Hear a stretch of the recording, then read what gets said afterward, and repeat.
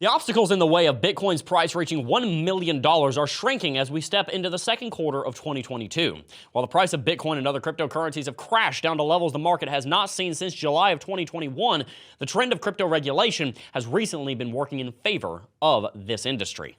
Binance's CEO CZ, or Changpeng Zhao, was early to observe this trend in regulation when he told CNBC the tide is definitely turning before he spoke at the Paris Blockchain Week Summit in mid-April. CZ is the CEO of the world's largest crypto exchange, and his perspective holds a lot of weight. But was he right in this case? In this video, we're going to examine the major regulatory developments to see if CZ's prediction is coming true. Please make sure to like the video, and if you want to keep up with all things crypto, subscribe and share this video to bring your friends along with you on your journey as well.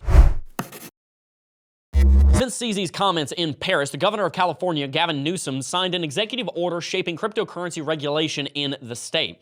This order was essentially an individual state's version of the order from Joe Biden that was signed on March 9th, 2022. These orders have been embraced by the crypto community as they call for clarity on how U.S. lawmakers want to handle crypto policy issues like taxation, classification, and consumer protection. I, for one, cautiously welcome these types of regulations because their result will be greater trust in the cryptocurrency ecosystem, which should only expand the institutional investment that has remained on the sidelines due to a lack of regulatory clarity and fear of harm.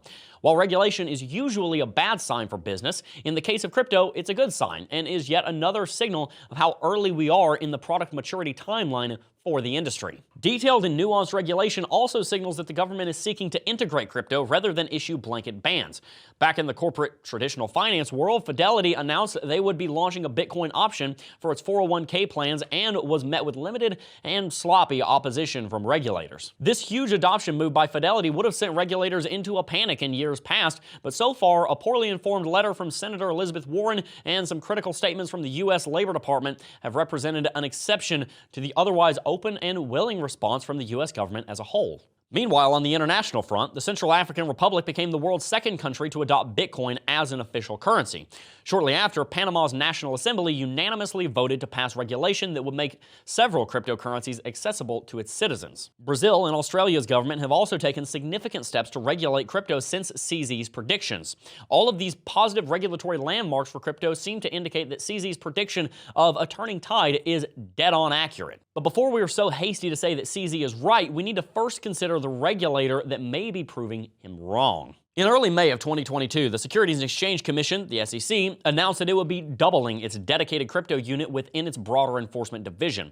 The SEC hired 20 new lawyers to investigate fraud and cyber threats posed by cryptocurrency. Personally, I think this is a complicated announcement and it does not cut directly for or against CZ's prediction. On one hand, if I'm the leader of a crypto project, I do not want my tokens to be classified as securities, but rather as property like the IRS sees them.